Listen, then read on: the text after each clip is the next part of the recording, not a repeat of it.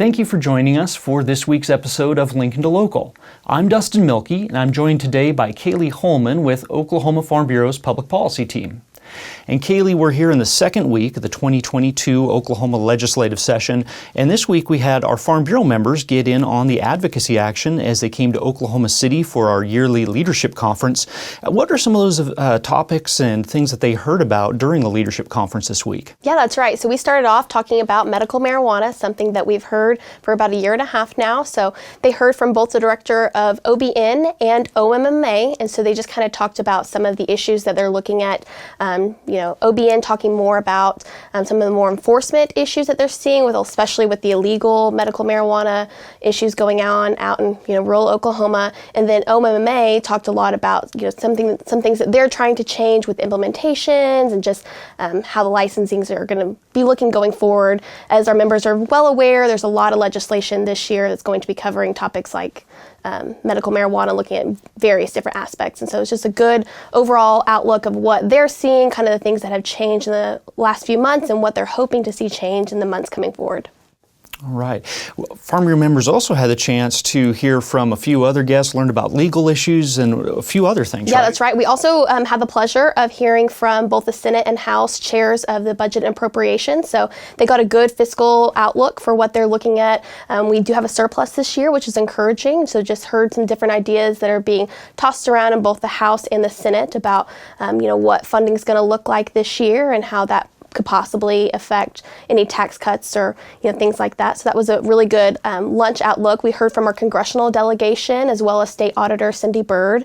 So it's just a really good event that we had. And then we got the pleasure of honoring 10 different legislators, 5 from the House and 5 from the Senate, that were Oklahoma Farm Bureau Champion Awards from this past session. So people that were really looking out for rural Oklahoma and especially farmers and ranchers in the state.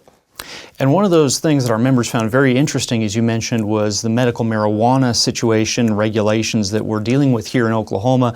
And I know already in session we're dealing with a multitude of bills talking about a variety of, or trying to find a variety of solutions to the medical marijuana problems that our rural residents are dealing with. What are some of those things that Farm Bureau is working on in the medical marijuana sphere? Yes, as you said, there's, probably close to 100 bills in the legislature currently dealing with varying aspects of medical marijuana and the industry. One of them that became very problematic last springtime was an issue with spraying. And we saw a lot of just personal applicators as well as commercial applicators that were concerned about spraying because there's not a lot of knowledge at that point and still kind of now about exactly where some of these grow facilities are. So one bill that we've seen deals directly with spray and drift, and to get compensation if there's damages to your plants from your neighbor drifting, you have to either be able to be federally insured or you have to sell direct to consumer. And if you are, an environmentally sensitive crop, you have to be registered with the Department of Agriculture 14 days prior to when the incident allegedly occurred. So that's, spray drift and things like that are hard. Our members deal with it, not even just with marijuana, but some other crops. So it is a difficult issue, but this we're hoping will give some assurances as this bill moves forward to commercial applicators and to our farmers and ranchers to just, know that there's some sort of protections on them, as well as maybe encouraging some of these facilities to make sure that they're licensed with the Department of Agriculture so we know where these facilities are. So that's a big one that we saw movement of last week, and I'm sure that we'll see that bill continue to move forward. There's also a bill that has to do with ag sales tax exemption in the medical marijuana sector. And what it would do is would effectively eliminate the growing things like that with medical marijuana. They would not qualify for the ag sales tax exemption. So I think this is something that a lot of people are looking at because there's some concern with numbers on the ag sales tax exemption as far as growth in recent years.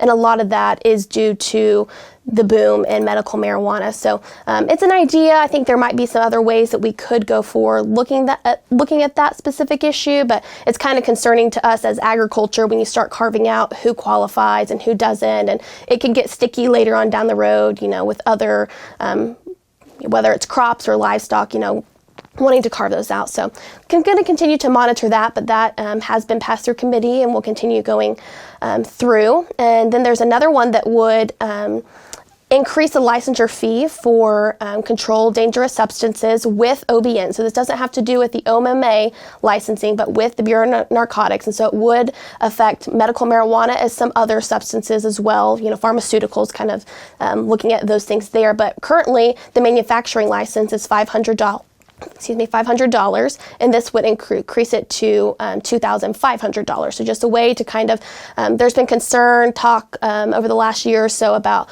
other states, California and states that are a little bit closer to us, and how much lower our licensing fees are compared to other states. But, we want to make sure that those that are in legal, legitimate businesses have a way to get into that field, and so we don't want to price them out. So this was a way that it looked like could be fair, and the pharmaceutical companies that would also be impacted were okay with it. So that one will continue to go through. Expect to hear about that one more going forward.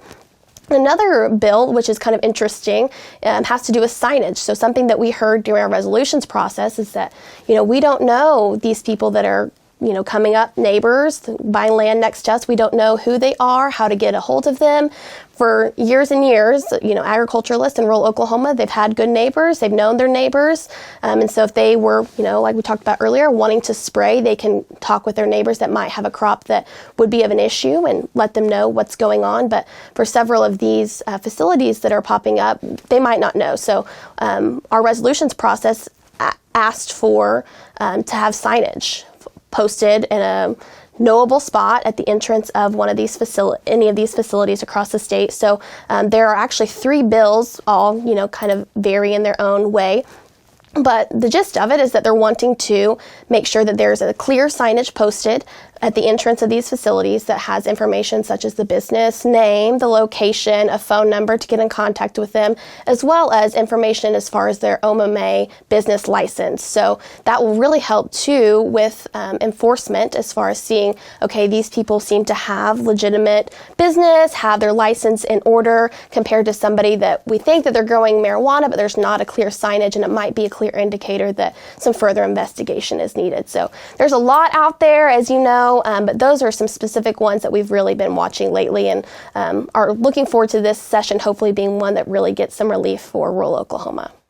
Now, with the 2022 session, legislators wasted no time in getting right to discussing bills and starting with committee work. And one of those issues that has emerged is some county zoning rules and regulations.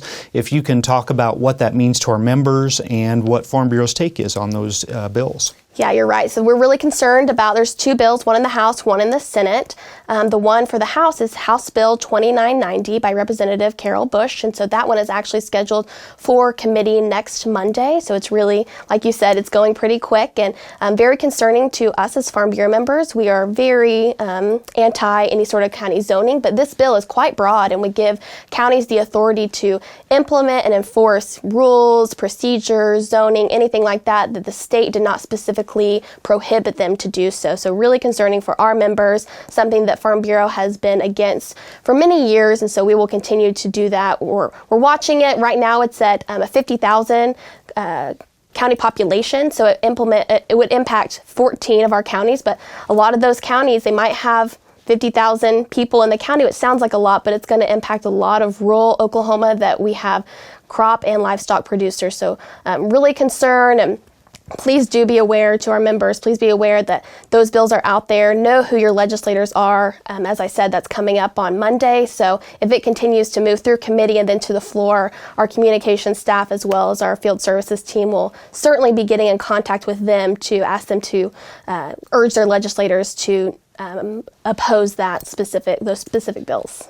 And for our members who might have some more questions about specific pieces of legislation or might want a few more details on any of these issues or other things happening at the Capitol, I know the public policy team has a weekly Zoom call, right, that you guys put on. If you can talk about what that looks like for members and how they can get involved. For sure. That's something, as you know, we started last year with COVID. We weren't really able to bring up counties to the Capitol, and that really is just a lifeline for the policy team as well as Farm Bureau as a whole. local. So we implemented these noon Zoom calls every Friday during session to just give members an update on what we've been doing that week, what kind of legislation is moving, maybe what we're expecting to move in the weeks to come, as well as an opportunity for those, County Farm Bureau members to ask us about specific bills that they're hearing about. Sometimes that's even helpful because, there's so many bills. Right now there's about 3,000 bills, and you can't keep up with all of that. So there might be some specific legislation that we're, not aware of or not aware of how that might really impact one of our members. So it's a helpful opportunity for them to let us know so we can be monitoring it. And so every Friday at noon, that will be happening. And so if you are interested, please get with one of the communication staffers, public policy, as well as your field reps in the area, and they will be happy to get that information to them. Well, thank you very much for joining us, Kaylee. And thank you for joining us for another episode of Lincoln to Local.